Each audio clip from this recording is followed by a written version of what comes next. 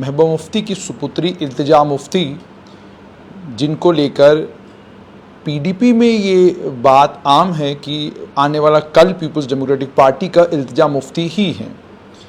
और महबूबा मुफ्ती अगर आज किसी बड़े लीडर को अपनी पार्टी में वापस नहीं बुला रही है, उसका कारण एक है कि इल्तिजा मुफ्ती के साथ युवाओं की एक टीम तैयार की जा रही है, जो युवाओं की टीम आने वाले कल में पीपल्स डेमोक्रेटिक पार्टी का एक नया आयाम शुरू करेगी, एक नया चैप्टर शुरू करेगी। इल्तिजा मुफ्ती ने गुलिस्तान न्यूज़ के कन्क्लेव में एक विवादित बयान दिया।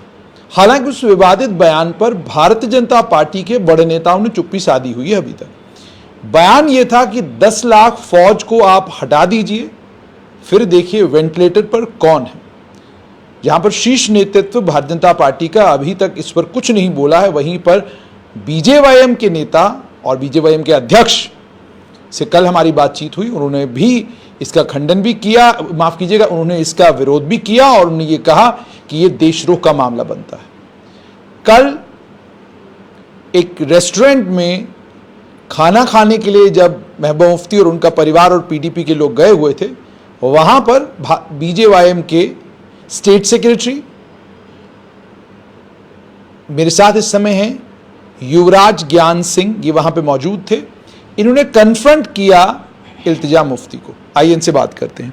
युवराज, सबसे पहले मुझे ये बताइएगा कि पूरा मामला क्या हुआ? भाई साहब, मैं डिनर करने गया हुआ था अपने दोस्तों के साथ, तो वहाँ पे सडनली आई स्पॉटेड कि मैडम महबूबा मुफ्ती जी और उनकी जो बेटी हैं इल्तिजा जी, तो वो भी मुझे वहाँ पे दिखे, बैठे हुए थे, डिनर कर रहे थे।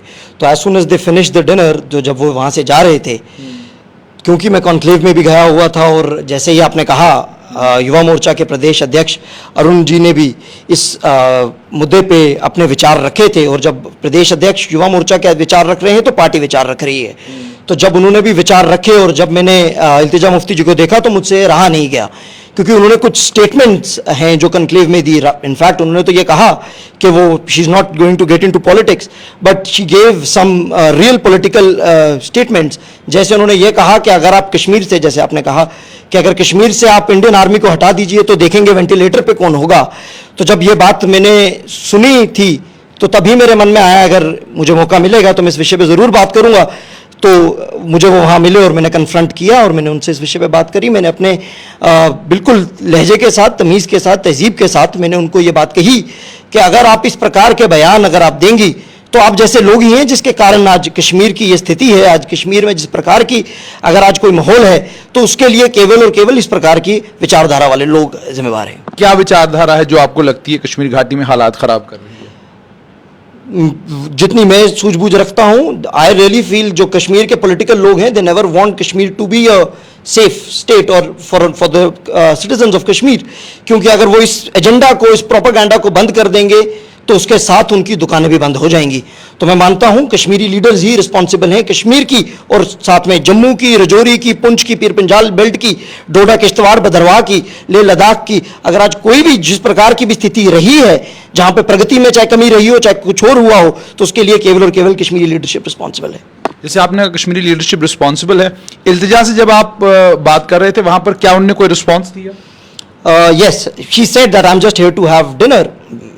I never intended to get into her privacy, और मैं उनको प्राइड तो नहीं करना चाहता था, but she was done with her dinner as she was leaving. तो मैंने सही समझा, क्योंकि अगर इस प्रकार की चीज़ करके वो जम्मू में जब वो एक नैरेटिव सेट करती हैं पूरे देश के लिए कि मैं सिक्योर नहीं हूँ, मुझे बंद कर दिया जाता है, और जम्मू में एक रेस्टोरेंट में वो फ्रीडम के साथ खाना खाती हैं, एक फॉल्स नैरेटिव जो वो क्रिएट करती हैं, तो मैंने सही समझा। मेरे जो अंतरात्मा है उसने मुझे ये इशारा दिया, मुझे ये कहा कि मुझे बात करनी चाहिए। जैसे आपने कहा कि आपको बात करनी चाहिए, कॉन्क्लेव में जिस समय वो बोल रही थी आप तब भी इंटरप्ट कर सकते थे, लेकिन वहां आपने इंटरप्ट नहीं किया। देयर इज अ डिसेंसी, एक कार्यक्रम चल रहा है तो मेरे को लगता है कि सही नहीं बनता मेरा वहां पे बोलना। दूसरा मुझे ये बताइए, क्या आपको ये नहीं लगता कि अगर आपको लगता है कि उनका बयान सिडिशियस है, जैसा आप कह रहे हैं कि देशद्रोह है, ये लगभग सिडिशियस बयान है, तो सिडिशियस बयान को लेकर तो आप कोर्ट में भी जा सकते थे, पुलिस कंप्लेंट भी कर सकते थे। क्या ये कोई कदम आप उठाएंगे या ये सीमित यहीं तक रहेगा कि आपने होटल में उनको सुना दिया, उन्होंने सुन ली, बात खत्म हो गई? भाई साहब, this is fight of ideologies. मैं किसी एक व्यक्ति को सेडिशन का चार्ज लगा के, अगर भारतीय जनता पार्टी किसी एक व्यक्ति पे सिर्फ सेडिशन चार्ज लगा के अगर ये विचारों को खत्म कर सकती होती तो कश्मीर का मुद्दा कब का सुलझ गया होता। दिस इज अ माइंडसेट, ये एक विचारधारा की बात है। इस विचारधारा को अगर विचारधारा के साथ ही काटा जाए तो मैं इसको सही समझूंगा। यानी आप ये मानते हैं, आप एक लोकतंत्र में हैं, उनको बोलने का अधिकार है, तो आपको ये लगता है कि ये विचारधारा की लड़ाई विचारधारा से लड़ी जा सकती है? बिल्कुल, अगर वो बोल रही हैं और अगर हम उन्हें इंटरप्ट नहीं करते और अगर हम बोलें तो मैं मानता हूं उनकी सिक्योरिटी को और उनके साथ वहां पे जितने भी लोग थे उन्हें भी हमें इंटरप्ट नहीं करना चाहिए। यानी आप बड़े तरीके और तमीज के साथ खड़े हुए और अपनी बात रखी और बात खत्म। बिल्कुल, और मैंने कुछ गलत बात नहीं की, कुछ गलत बयान नहीं किया। हालांकि उस तरफ से कुछ बयान आए पर मैंने उन चीजों पर गौर नहीं करा। क्या कहा उन्होंने उस तरफ से? मतलब उनके साथ जो लोग थे, मतलब वो टाइम एंड अगेन मुझे कह रहे थे और प्रयास कर रहे थे कि मैं रुक जाऊं या डर जाऊं, पर मैं बड़ा स्पष्ट कर देना चाहता हूं, मैंने जितना भी अपनी लाइफ में मेरे बचपन से लेके आज तक जो मैंने सीखा है, आई हैव ऑलवेज फेल्ट कि कश्मीरी पीपल लीडर्स, जो कश्मीर के जो नेतागण हैं, उन्हें यह लगता है कि जम्मू के लोग विरोध करना नहीं जानते, जम्मू के लोग आवाज उठाना नहीं जानते, जम्मू जो एरिया है वो आवाज उठा नहीं सकता, they are not educated enough, they are not experienced enough. But Jammu is not what they think Jammu is. अगर इल्तिजा मुफ्ती यहां आकर अगर कुछ बात करेंगी तो ये ना समझें कि उसका जवाब नहीं आएगा। आपको नहीं लगता कि जवाब भी उसी प्लेटफॉर्म से मिलना चाहिए था? आपका बाकी नेतृत्व वहां पर गया, उन्होंने अपनी बात रखी, लेकिन किसी ने भी इल्तिजा मुफ्ती के इस बयान को गंभीरता के साथ नहीं लिया और ना ही इस बयान पर रिएक्ट किया। मुझे लगता है कि जो हमारे पार्टीगण, जो पार्टी के जो बड़े नेतृत्व कर रहे हैं, लीडर हैं, वो इल्तिजा जी उनके लिए उम्र में मुझे लगता है और तजुर्बों में बहुत कम है। हमारे पर युवा मोर्चा के प्रदेश अध्यक्ष अरुण जी ने इस बात पे अपनी टिप्पणी भी करी, उन्होंने इस बात का विरोध भी करा। तो मैं मानता हूं कि यानी आप ये मान के चल रहे हैं कि हमारी उम्र की हैं तो इसलिए हम ही उनके साथ क्या कहते हैं वाद विवाद कर लें, ये बड़े नेतृत्व को क्या जरूरत है इस लड़ाई में पड़ने? मैं सही मानता हूं, मैं मानता हूं कि अगर नेक्स्ट इन लाइन लीडरशिप कभी क्रिएट नहीं होगी तो इस देश का, इस प्रदेश का कुछ नहीं बन सकता। जैसे आपने कहा देश प्रदेश का कुछ नहीं बन सकता, क्या आपको लगता है, जैसे सभी लोग कह रहे हैं कि आने वाले कल में पीडीपी की नेता होंगी इल्तिजा मुफ्ती, ठीक है, तो इसीलिए बीजेवाईएम प्रहार कर रही है क्योंकि वो भी युवा हैं, आप भी युवा हैं? देखिए, वो नेता होंगी या नहीं होंगी ये उनका निर्णय है, पर अगर वो जम्मू कश्मीर के पॉलिटिकल सिनेरियो पे और खासकर भारतीय सेना पे कुछ भी अगर वो अपनी टिप्पणी करेंगी तो वो उसका जवाब सुनने के लिए तैयार रहें।